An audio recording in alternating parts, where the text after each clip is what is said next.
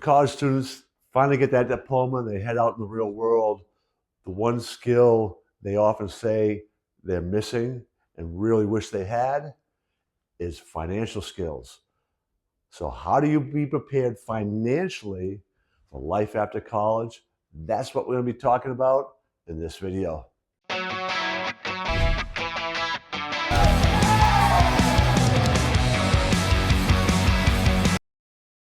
So when students leave college, get out in the real world, and they begin to realize that they aren't financially prepared for that, well, one of the things that they struggle with is budgeting. So we'll be talking about that.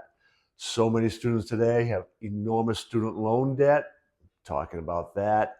Credit and how to manage credit. There's a lot of pressure to go into debt to build your credit.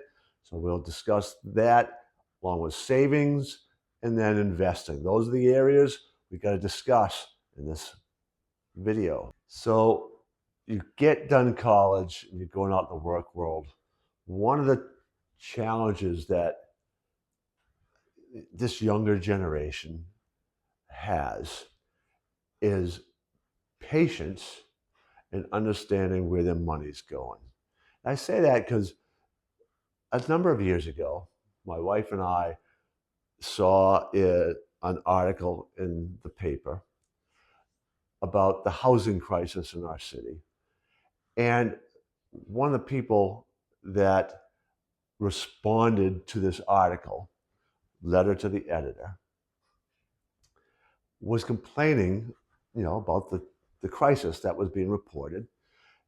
And she was right out of college and wanted to live in one of the higher end areas of the city and couldn't afford to. And this was just an awful thing. And my wife and I were reading that letter to the editor going, oh my goodness, you entitled. Like, are you kidding me? When you come out of college, you've got to start building up some credit. Like most 70-something% of kids coming out of college are living paycheck to paycheck for a while. You get multiple roommates in small apartment in not really the nice area of the city, and you begin to learn how to manage your money. Hopefully you've developed that skill, but you begin to have to understand a budget and how to balance a checkbook. And the number of young people, and all right, I'll admit it, my own kids, I never, they always saw me do it. I kind of thought that they were just saw me do it, so they'd kind of learn on their own. But it was something I ended up, you have to teach them after they get out of college. They should have had this in college. They should have been budgeting stuff in college, if not earlier. Learning where your money's going. I've got them all now on an app I absolutely love, which is a budgeting app, and it helps tremendously you manage your money. So that's skill number one that has to get developed. So the second area to be financially kind of prepared or to get that sense of reality is your student loan debts. And on average, students have over $30,000 come out of college with over $30,000 of debt. And that can be a sticker shock for people. And to be honest, 30,000 isn't nearly as bad as many students have. My oldest son, it's basically a mortgage. He's got to pay in his student loan debt more than what my wife and I paid when we bought our first house.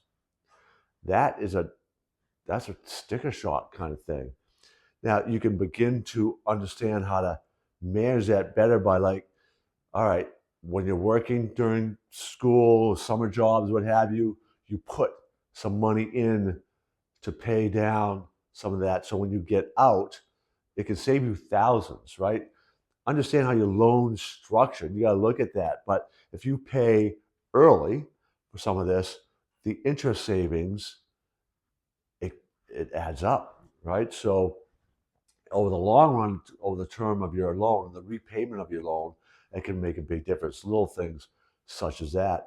The other thing, though, and this is one reason why this is part of some of the packaging that we do, is when you are better prepared early for paying to college by finding scholarships, and there are a lot of scholarships that go unclaimed every year, and there's a system for finding them. So if you can get those scholarships, that reduces the amount of debt you have, right? Same with, like, maybe you live at home and commute to college. There's different ways that you want to be looking at that expense, but bottom line is you really want to control that student loan debt as best you can.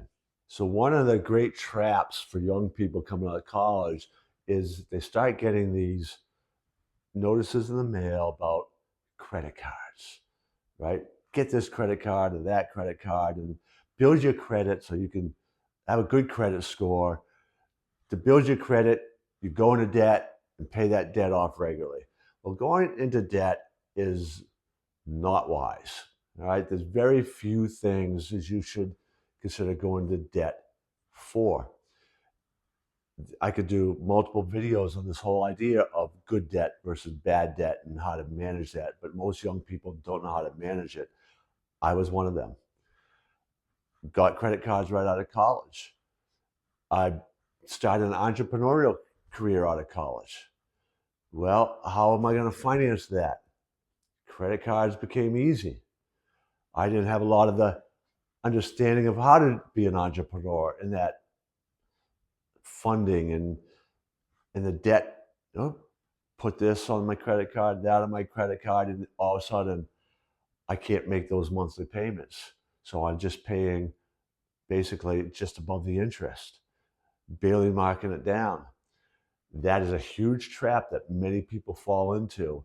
And on average, people coming out of college are carrying $3,000 worth of debt on their credit cards at high interest rates.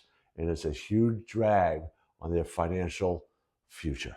So one of the things you can do to avoid that trap is use debit cards versus credit cards. Make sure, though, when you buy something that you know you can afford to pay that off before you accumulate interest, right? So you're paying that credit card balance every month. So it might give you 30 days if you buy it. Oh, I just paid off my credit card. I can buy this now. I've got 30 days to save up, and I can do that to pay this off, right? This goes back to the budgeting, right? You've got to be really conscientious about that. And that's the best way to avoid that kind of debt trap. One of the great challenges that you have coming out of college is you've got no savings, really, right? There's nothing in your bank account, really. And you need to build that savings up to at least 6 months income. So whatever job you're working at, even if it's entry level, even if you're trying to still wait for that big job, you want to be able to get your savings up. This is actually why many students are choosing to go back home and live with their parents, and parents are kind of, allowing that, is so that they can build up that savings. So you really want to be, again, go back to that budget idea, making sure you're putting a certain amount away into savings. And then after that savings account's been built up, you want to build it up a little bit more so you can start investing, right? You want to be investing 10% of your income, if at all possible. This might include some 401k that whoever you're working for offers. You want to see what they might match, what to put in, but you would love to get 10% of what you make, take it right out, get investing, right? So you save, and you have that savings, you try to maintain that savings level for those emergency situations, and then you get investing.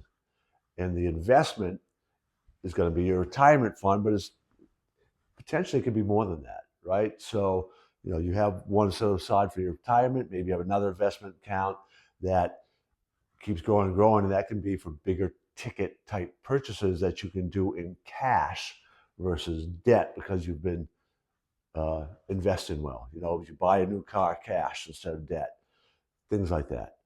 Well, we just came to the end of another video, very important one financially prepared.